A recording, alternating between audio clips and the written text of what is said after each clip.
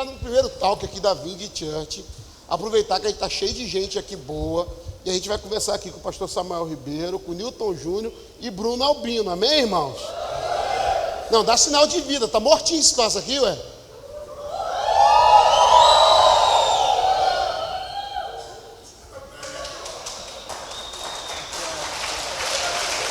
Aí eu comecei a me animar. Aí eu comecei a dar uma animada. Vindcast, hein? Que isso? Foram rápido para fazer arte, fizeram a arte, Vindcast. Eu tenho uma experiência de vida, o que para algumas pessoas pode ter sido um choque, e aí para mim ainda sempre é. Pastor Samuel, quando fala sobre discipulado, ele fala com muita propriedade. Ele escreveu um livro sobre isso, que eu recomendo todo mundo ler. Para quem não leu nada sobre discipulado, então, é um baita livro para a entrada e conhecimento desse assunto. Eu queria começar com uma pergunta aqui, e aí eu vou respeitar, começando pelos mais velhos.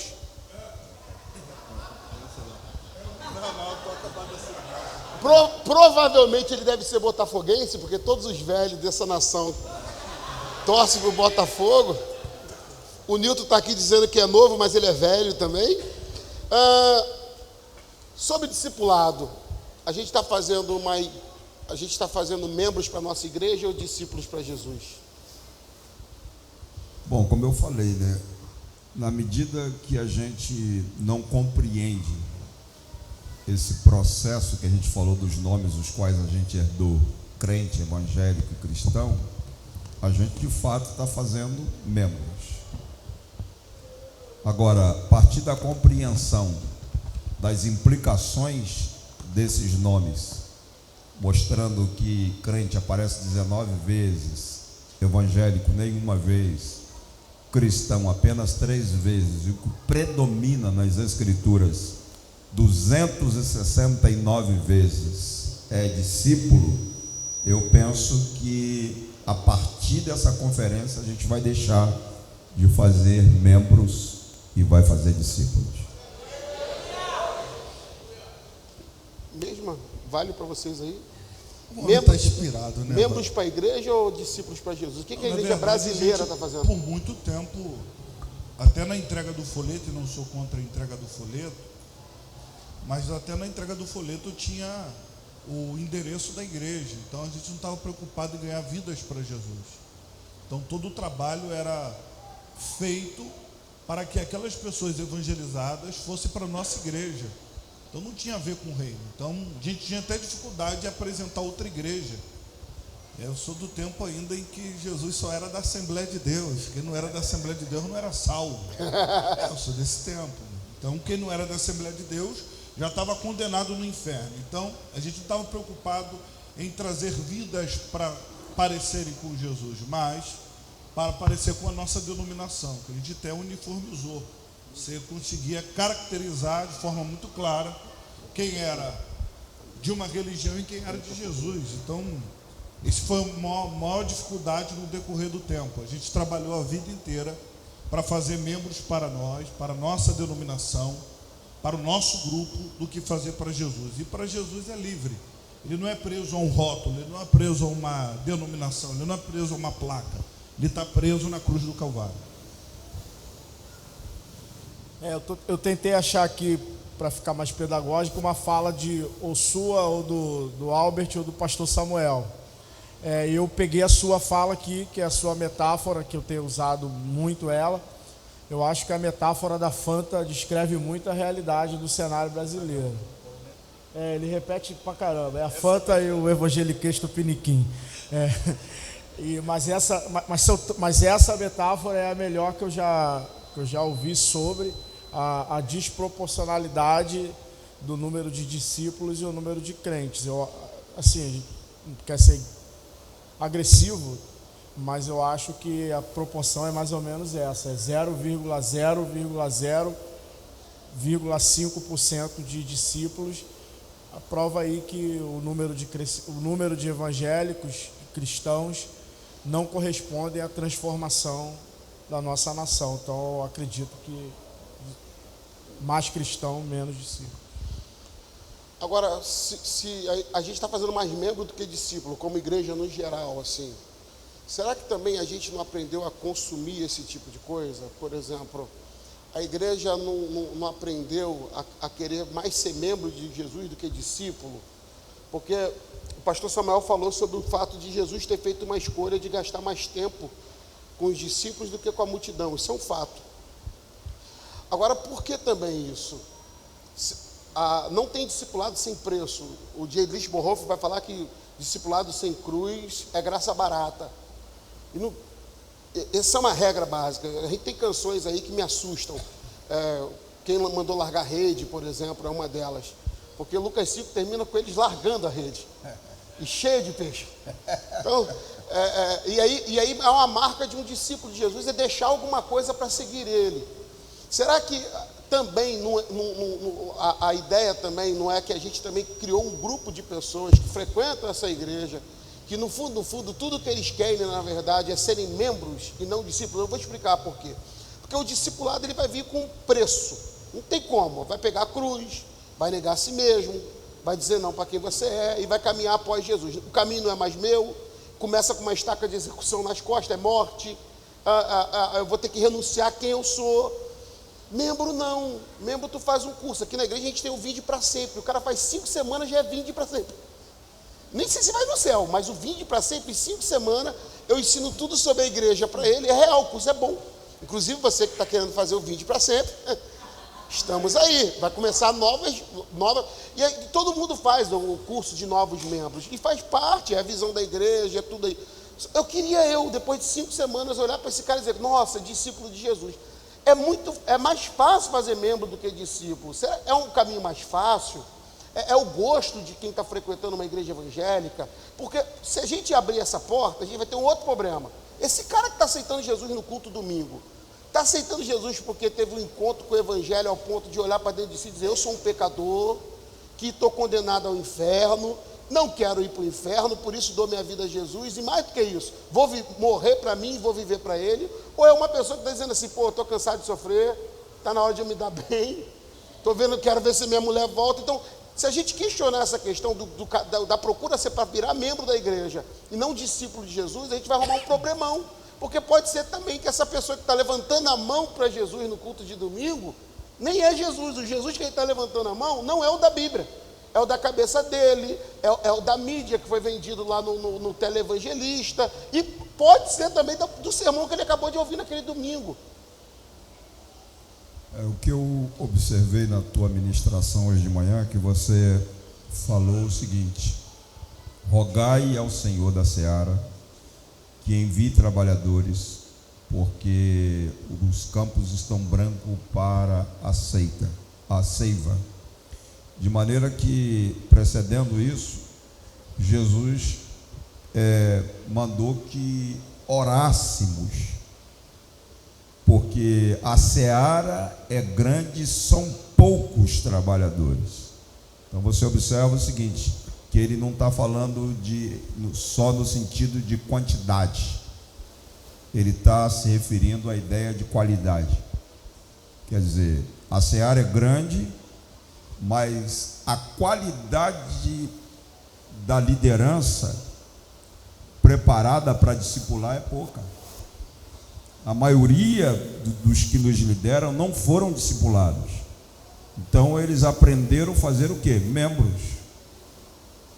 E eles vão prosseguir nesse processo, porque eles não têm essa consciência bíblica, escriturística, relativo à ordem que Jesus deixou, dizendo, ide, fazei discípulo. Não, eles aprenderam simplesmente ganhar crente, ganhar evangélico cristão, com o objetivo de que a igreja deles tenha um certo número de membros. A expectativa é o número de membros, é a chamada patologia que a gente falou, do imediatismo, plantar hoje para colher ontem. Não procede o ato de plantar, esperar e colher. Para fazer discípulo tem que plantar, esperar para depois colher. Para fazer membro é só plantar, porque colhe ontem. Perfeito. Me veio aqui tem a mensagem do pastor Samuel acerca do produto, e tem muito a ver com isso também. Quando a gente escuta a mensagem acerca de Jesus, não é acerca do que Jesus está ensinando, é acerca do que Jesus está fazendo. Então, quando eu comecei meus passos na fé, então qual era a busca? Viver aquilo que Jesus estava fazendo. Uma cura, uma porta que está se abrindo, um mar, uma tempestade que acalmou, e não prestava atenção no que Jesus estava ensinando. Então, por muito tempo a nossa mensagem é sobre o que Jesus pode fazer, e não o que Jesus está ensinando com esse problema, com essa tempestade. Por exemplo, um Jesus que manda discípulos no meio da tempestade, a gente só fala sobre a tempestade, mas é um processo discipulador. Ele está lá em cima, ele diz: cara, eu vou subir, a minha presença física não estará mais aqui, e vocês vão ter que aprender a lidar com os problemas sem que eu esteja do lado de vocês. Ele faz de forma intencional. Eu vou continuar no monte, eu vou deixar eles no meio do vento, quero ver o que eles vão aprender com esse vento. Não estão aprendendo nada. Aí Jesus diz: vocês não estão aprendendo? Eu acabei de acalmar a tempestade, vocês não aprenderam, homens de pouca fé. Mas o que a gente foca? Na tempestade que acalmou. Mas o que Jesus queria falar era sobre a fé, sobre discipulado. Por isso, então o meu foco, por muito tempo, a mensagem é: Jesus vai fazer um milagre na sua vida. Como esse indivíduo vai entender discipulado, mesmo eu falando de Jesus? Aí entra a Fanta de novo. Parece que é fruta, parece que é evangelho. Tem parte de evangelho, mas não é evangelho. Tem o nome de evangelho. Tem nome de evangelho, mas não é evangelho. Porque o evangelho está no que está por trás do sinal. O que é um sinal? Tu passa no sinal vermelho, amarelo, está ali o verde. Ele está sinalizando algo. Todo milagre quer sinalizar algo. E a gente não presta atenção no que Jesus está sinalizando, a gente presta atenção no sinal. O que é bacana? O sinal. Então a gente vai ter muitos membros e não discípulos de Cristo, porque a gente olha para o sinal e não porque o sinal está apontando. Jesus sempre queria apontar para algo maior do que o sinal. Sempre estava apontando para algo muito maior do que o sinal, muito maior. Tu lê a história da ressurreição de Lázaro, e é fantástica a ressurreição de Lázaro, mas a história da ressurreição de Lázaro não é sobre Lázaro, é sobre Marta e Maria. O enredo é sobre Marta e Maria, sobre uma Maria que sempre esteve aos pés de Jesus, e agora que Lázaro morre, ela está em casa. Ué, não era Maria que era adoradora? Mas cadê Maria quando a crise chegou? Maria some. Cadê Marta, que só ficava preocupada com as coisas da casa? Está indo diante de Jesus. Cara, o contexto muda. Tu vê que é uma história que está mudando o contexto. Mas o que a gente foca? O Lázaro que ressuscitou. Não, o Lázaro era só um sinal. Tinha uma mensagem por trás do sinal.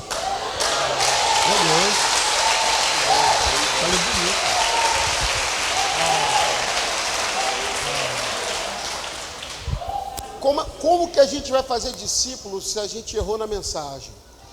Se você arruma um problema aqui. Porque é o seguinte, dá para falar de Jesus e não ser Jesus.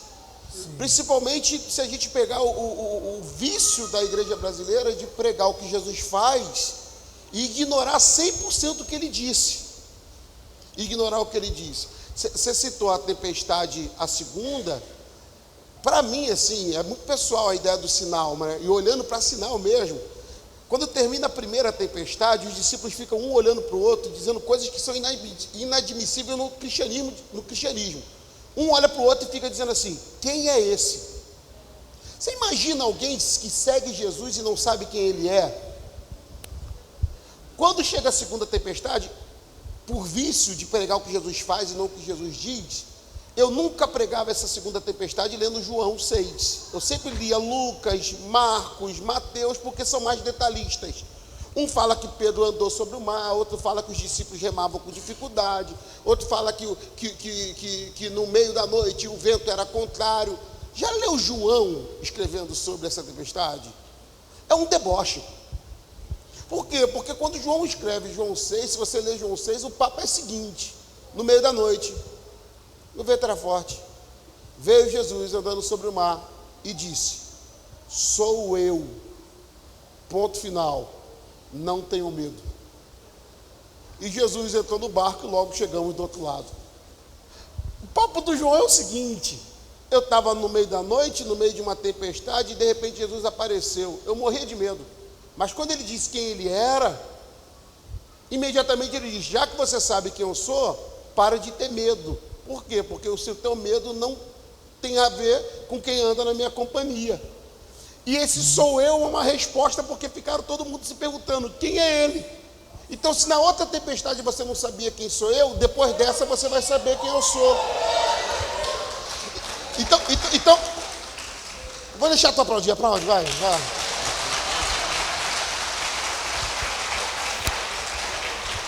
Então os discípulos não estão passando por vento para ficar resilientes, estão passando por vento para saber quem Jesus é e nunca mais duvidar. Agora tem gente que passa por vento e continua fazendo campanha, passa por vento e continua duvidando que Jesus é capaz. Que vento do inferno é esse, irmão? Vento que tem Jesus, você sai dele dizendo: eu sei quem é Jesus, nunca mais eu vou ficar com medo, porque eu sei quem ele é. Agora, como que a gente vai fazer Jesus se a gente pregar errado ele? É por isso Fazer que, discípulos, é perdão. por isso que, pegando a linha que o Bruno falou e você está falando, é por isso que milagre na Bíblia é chamado de sinal. Por isso no texto lá da grande comissão, Jesus diz: e estes sinais seguirão, porque o milagre não é um fim em si mesmo. Todo milagre, na verdade, é um sinal para revelar quem Jesus é. Quando Jesus cura o cego, ele é a luz. Quando Jesus cura no sábado, que era o dia do descanso, ele é o descanso. Quando Jesus expulsa os demônios, ele é a libertação. Uau. Quando você tira Jesus, porque a Bíblia, Maxwell, não é um livro de muitos assuntos. A Bíblia é um livro de muitas histórias, mas de um assunto só. A Bíblia... Muito bom. A Bíblia só tem um assunto. O assunto da Bíblia é esse: o homem é insuficiente, Jesus é suficiente. O dilema, por que o Evangelho é uma boa notícia? Eu estou viciado em pregar o Evangelho e vou pregar hoje sobre o Evangelho, só para constar. Daqui a pouco. Por que o Evangelho é uma boa notícia? Porque tem uma má notícia.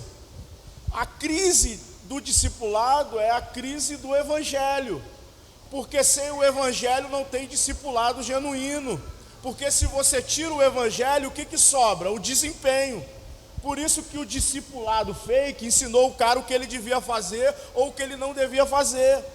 O Evangelho, Maxwell, não é sobre mudança de comportamento, é sobre mudança de natureza. O Evangelho não te ensina a largar o pecado, o Evangelho te ensina a amar Jesus mais do que o pecado. O Evangelho é sobre a Bíblia inteira. Se você for olhar a Bíblia inteira nessa perspectiva, a Bíblia tem um tema só, um problema que precisa ser resolvido: a insuficiência humana diante do dilema do pecado. Isso é o que a Bíblia trata, a insuficiência humana diante do dilema do pecado. E aí vem a crise que o Bruno falou. Quantas vezes você ouviu pregar sobre Zaqueu? 5 passos para alcançar a vitória. Ande na frente, suba onde a multidão não sobe. A história de Zaqueu é só um sinal. O cerne da história de Zaqueu não é Zaqueu, não é o quanto ele entrega para os pobres. O cerne da história de Zaqueu é Jesus. Ele muda aquilo que o dinheiro não pode fazer e que os cargos não podem fazer. É insuficiência humana, a insuficiência de Jesus. É só isso, gente. Jesus é suficiente, pessoal.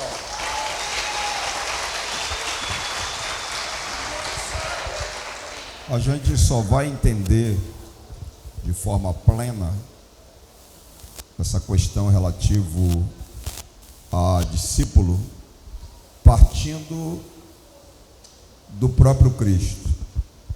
Aqui foi usado várias vezes o verbo fazer.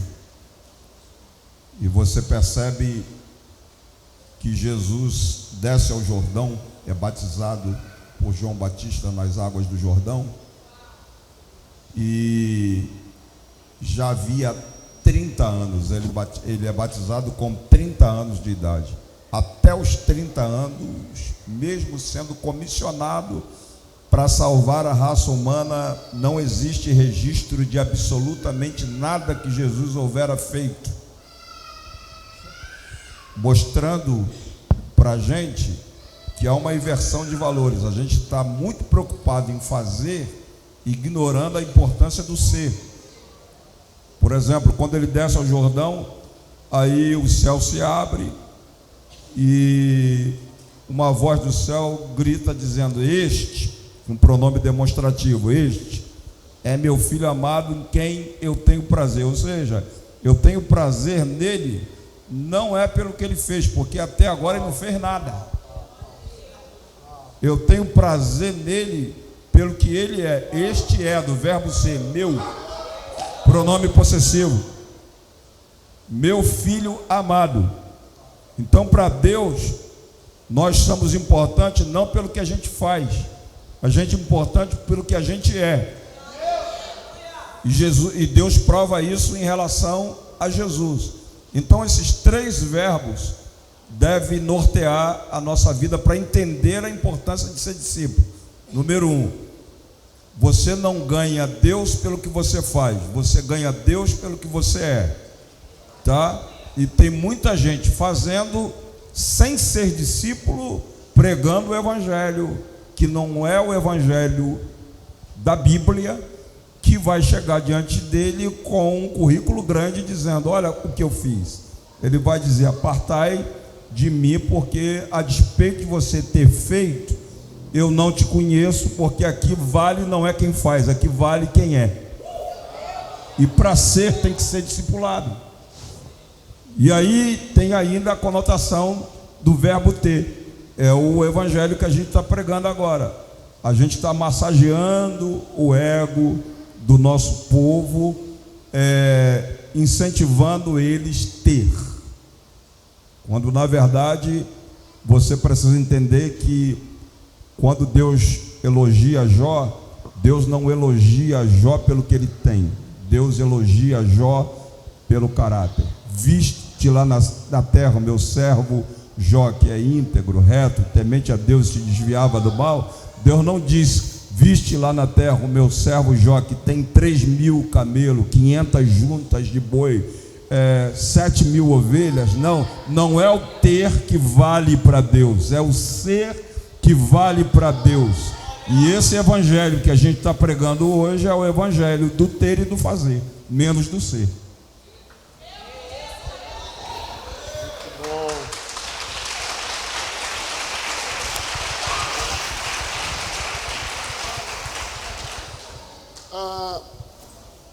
É fato que a gente está vivendo um avivamento, e esse avivamento passa pelo resgate do discipulado.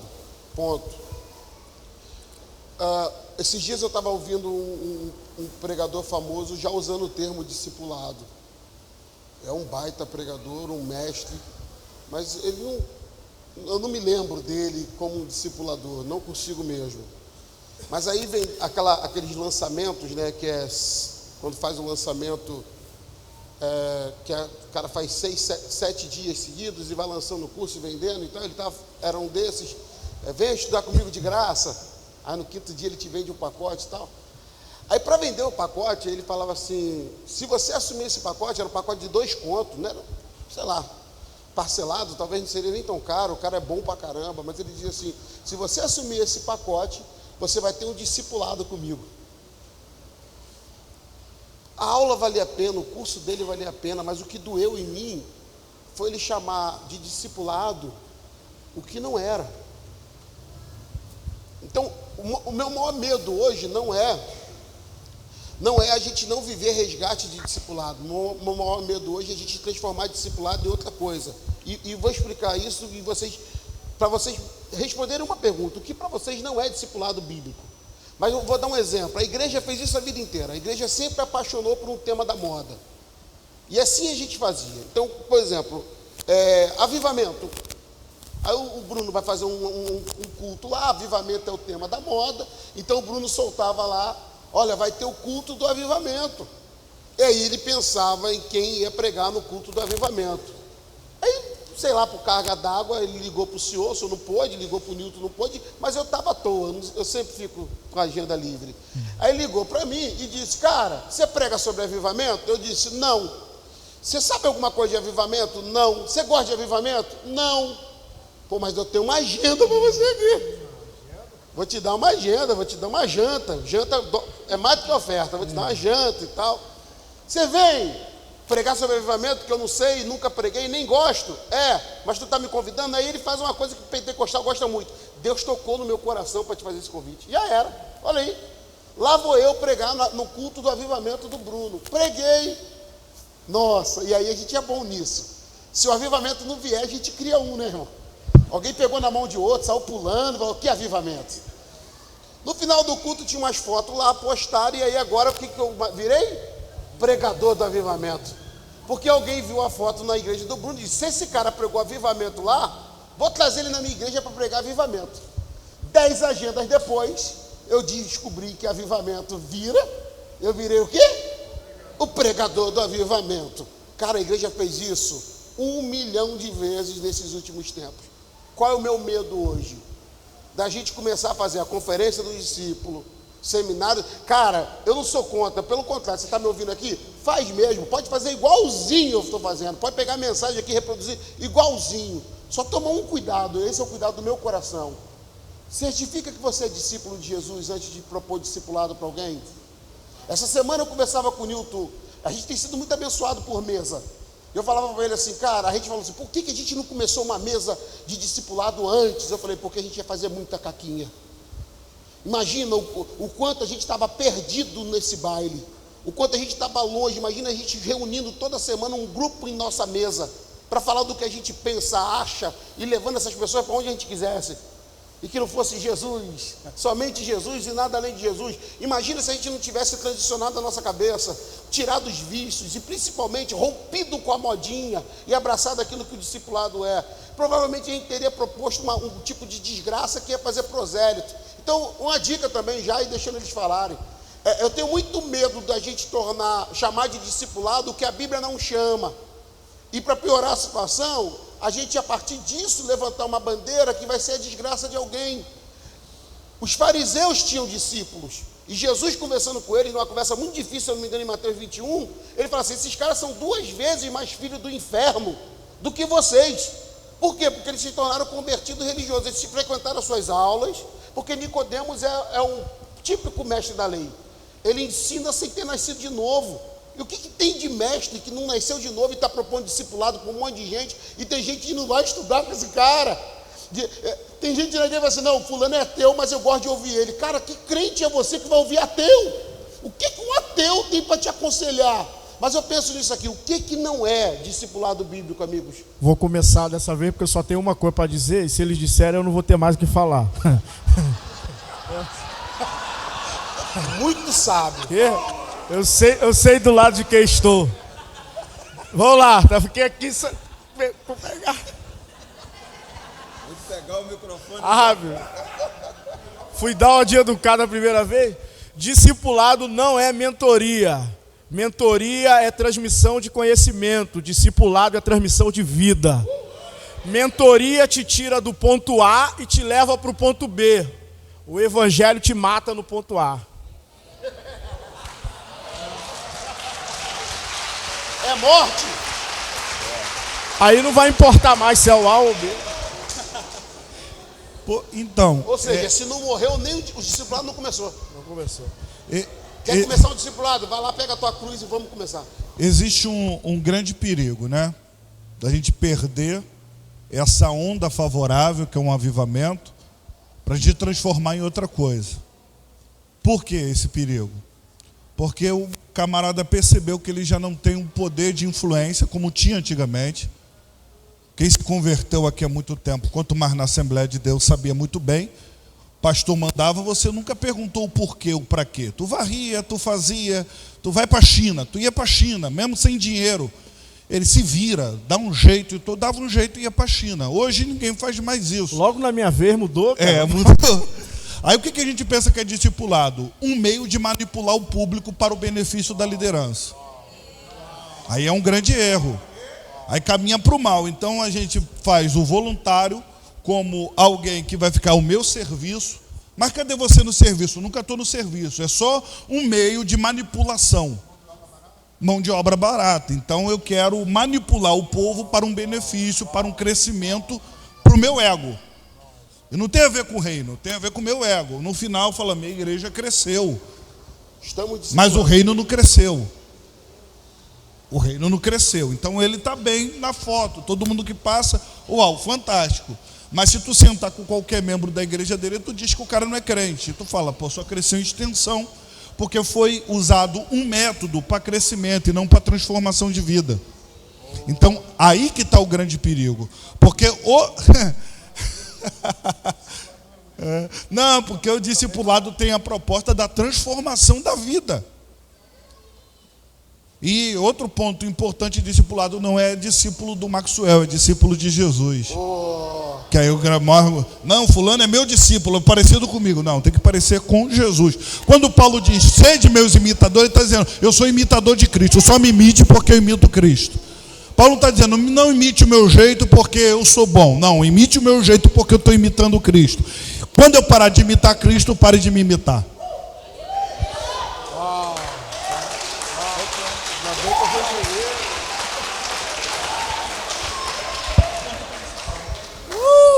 Deixaram o senhor por último. Não respeitaram os mais velhos.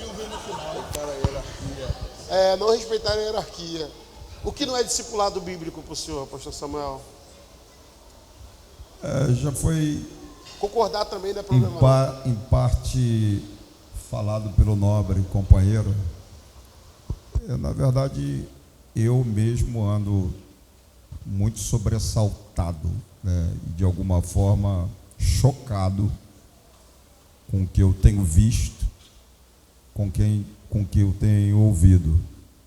Por incrível que pareça, eu tive ministrando num grande ministério e conversei com um pastor de um grande ministério e, olhando ele de fora, eu pensei, esse cara deve ser o cara mais feliz do mundo pelo ministério que ele pertence e a igreja que ele pastoreia, uma igreja expressiva numa cidade de alta relevância no sentido socioeconômico e um número também expressivo de membros, mas no assunto de fórum íntimo comigo, como vocês expressaram aqui na mesa, ele externou para mim que ele é um escravo. Você está entendendo? É um escravo de um sistema. E o que ele disse é a realidade. Nós, na medida que fugimos do padrão bíblico do discipulado, o que nós estamos fazendo? Nós estamos criando um elefante branco com aparência de igreja, para satisfação das nossas conveniências, do nosso capricho. E aí entra desde o cara que estaciona o carro lá no estacionamento, o porteiro, as irmãs que fazem cantina, que trabalham voluntariamente. Na verdade, todos eles ganham nome de discípulos sem ser.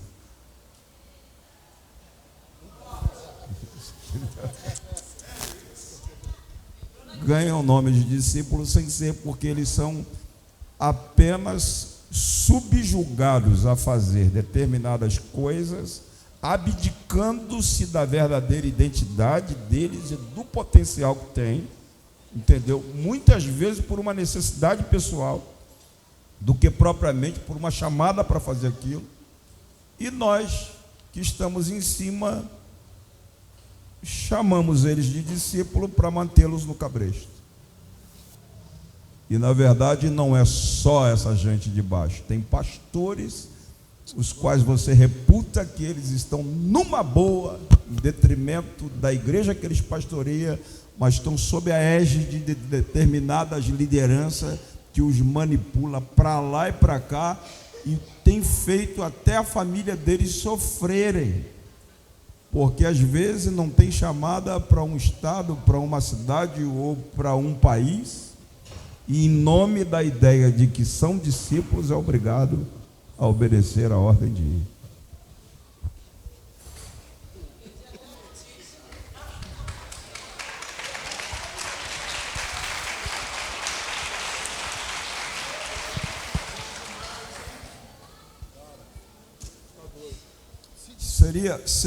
Desculpa, pastor. Seria muito bom se a gente, nessa reunião de hoje, a gente tivesse humildade o suficiente. Humildade que eu estou dizendo assim, não uma pseudo-humildade, não uma humildade fruto de uma emoção, fruto de uma mensagem ouvida, como ouvimos o Max, como ouvimos o Albert, como vocês me ouviram, e de repente, naquele momento de emoção, a gente chora, a gente dobra o joelho, fala para Deus determinadas coisas que a gente gostaria de mudar, mas não muda. Então seria muito bom que se a gente tivesse coragem nessa conferência, de esquecer quem está à direita, à esquerda, atrás, na frente, em cima, embaixo, esquecer e olhar para a gente e falar, bom, eu preciso começar uma mudança radical na minha própria vida para me identificar com essa ideia de ser discípulo de Cristo. Seria muito bom se isso ocorresse com a gente hoje. Estou falando com a gente de modo geral. Então, para terminar essa conversa, se o senhor pudesse recomeçar hoje, o que o senhor faria? Se eu pudesse recomeçar hoje, eu tenho uma referência de Cristo. Cristo para mim é uma referência. E é absurda a referência, porque eu não sei se eu conseguiria. Mas, por exemplo, Jesus vem com a missão de salvar a raça humana, e ele vem com status de filho. E Deus tem pelo menos 5 classes de filhos. Tem filho por formação, Adão, filho por eleição, Israel, filho por adoção, nós que somos a igreja, e filho Jesus por geração. Jesus é um filho atípico, ele é filho unigênito. E ele, como filho, ele saiu do próprio pai, é da mesma essência do pai, e ele é herdeiro, co-herdeiro de tudo. Aí Deus manda ele para salvar a raça humana, e ele podia começar lá em Roma, porque Roma era o glamour do mundo da época. Ele não começa em Roma. Ou ele podia começar na Grécia, já que ele tem essa visão de discipular gente culta, para assimilar a visão dele. Ele não começa na Grécia, ele poderia começar em Jerusalém, onde estava toda a estrutura religiosa. O sistema religioso estava lá, o Anás, o Caifás, os escribas, os fariseus, os saduceus. Toda aquela estrutura seria muito mais fácil, aparentemente, ele começar em Jerusalém. Não, onde ele começa? Ele começa na periferia. Ele começa nos valados, nas aldeias, nas tribos, na beira da praia. Você está entendendo? Então, ele é referência de começo. Sim.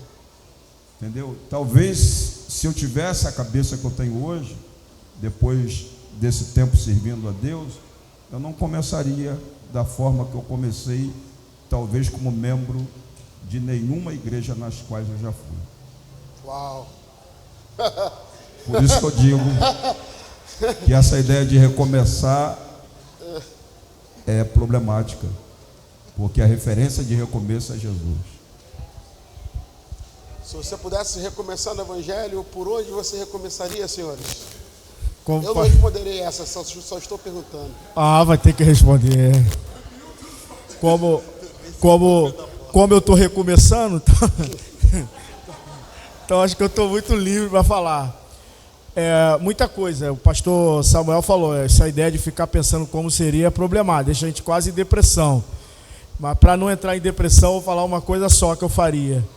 Eu me dediquei anos da minha vida, Maxwell também, talvez nossos primeiros 10 anos, a gente se preparou para o púlpito. Eu, se pudesse começar, eu me prepararia para a mesa e teria menos púlpito e mais mesa. Perfeito. Mais amigos e menos pregações. Mais amigos e menos agenda. Desculpa as igrejas que eu preguei. Contribuí muito pouco. Era isso que eu ia responder que o Newton respondeu. Macete. Outro dia ele desligou sério. a live na hora. Eu saí de uma Essa live. pergunta já fez o Bruno sair de uma live. Ele entrou num assunto, eu falei, vou sair, tá ficando Desligou a quente. live. Aqui já era. Não, mas se eu fosse reiniciar ou começar hoje, eu acho que eu passaria muito mais tempo lendo, aprendendo quem é Jesus, do que ter pressa para aprender a ser um pregador. Então, a vida inteira da minha caminhada me estimularam ao púlpito, me estimularam ao ministério e não me estimularam à vida cristã. Então eu acho que eu errei muito por causa da minha pressa. Comecei errado. Era uma criança de 2 anos que já queria fazer comida, não sabe fazer comida, era para estar comendo, era para estar se alimentando. Então essa pressa, eu pego as palavras do Newton, eu peço perdão, eu errei muito nas minhas mensagens. Eu levei muitas pessoas para o caos que não deveria levar. Por quê? Porque era uma criança falando do que não conhecia. E aqui vai um conselho para encerrar isso, um conselho. Você que ainda não tem participação nenhuma, você não pregou ainda, você não dirige trabalho ainda, não tenha pressa. Tenha pressa em conhecer a Jesus. Tenha pressa em conhecer o Evangelho. Porque na oportunidade, o Paulo, ele fica 3 anos e pouco só estudando. A gente tem pressa demais. O pastor pregou aqui de forma clara. Jesus passou 30 anos e a gente tem muita pressa. Já ouvimos uma mensagem, estamos aqui na conferência discipulada e a gente já sai daqui dizendo, estou preparado. E Jesus, não, lá cara. Lá vou eu. Agora vou para a minha igreja para revolucionar a minha igreja. Não é. É você ir para casa para aprender quem é Jesus. É ir para casa para ficar mais parecido com Jesus. O conselho que hoje eu voltaria do zero eu deveria demorar no mínimo uns 5 anos para iniciar a pregação. Mas em 1 ano eu já estava pregando. Eu deveria ficar uns 5 anos aprendendo quem é Jesus, aprendendo de evangelho, para depois falar de Jesus. Eu não entendia que era Jesus nem de evangelho e estava falando que estava pregando de Jesus. Foi o meu maior erro. Maxwell, só aproveitando o gancho do Bruno, Jesus demorou para começar e foi rápido para terminar. A gente vive a inversão, as pessoas começam muito rápido e os pastores simplesmente não querem parar. Nunca para.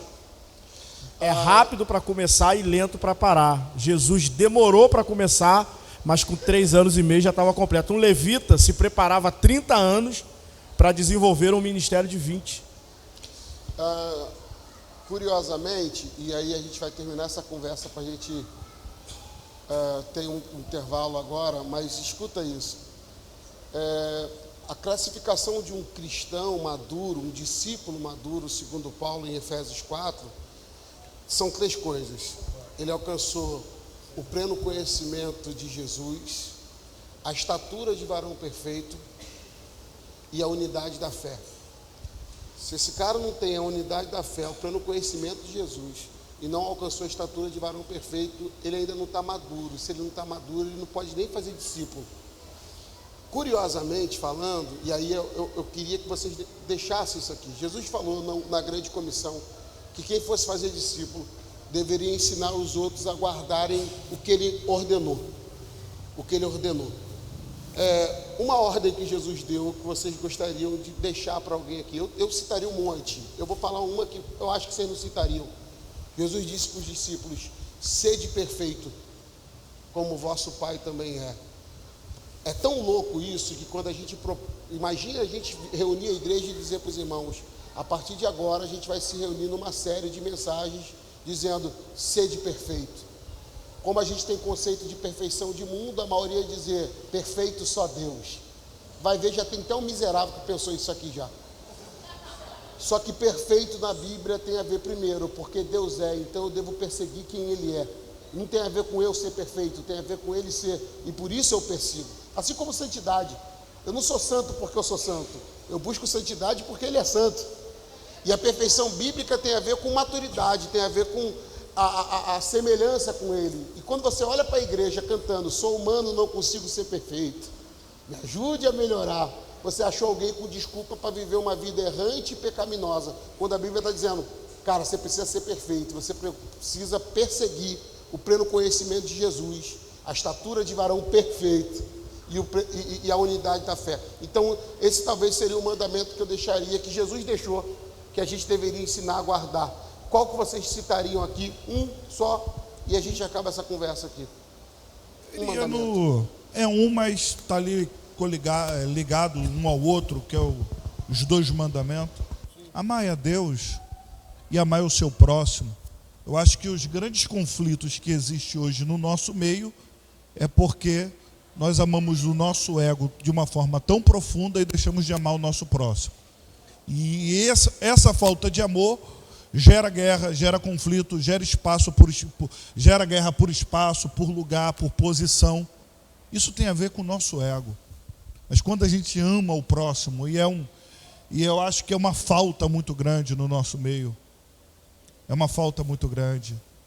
Alguém erra, e esse alguém que errou, esse alguém que falhou, a gente já aponta o dedo e acha que esse alguém não deve ser amado, não deve ser cuidado. E chega ao ponto de falar, Deus já tinha falado comigo, nós estamos chegando a esse nível. Deus tinha me revelado que ele ia cair. Ué, mas por que tu não amou? Por que tu não cuidou? Por que tu não impediu que ele caísse?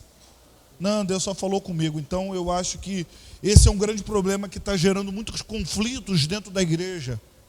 É o amor pensando no meu eu, na minha individualidade e não no próximo.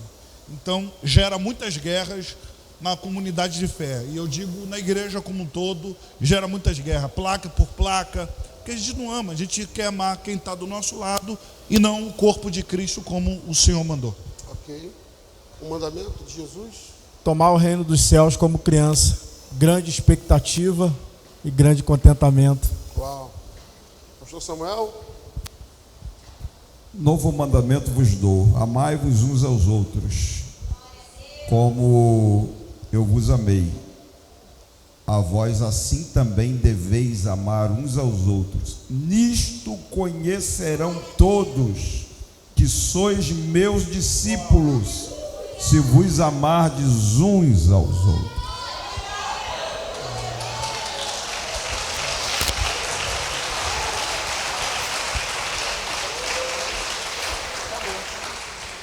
Eu te amo.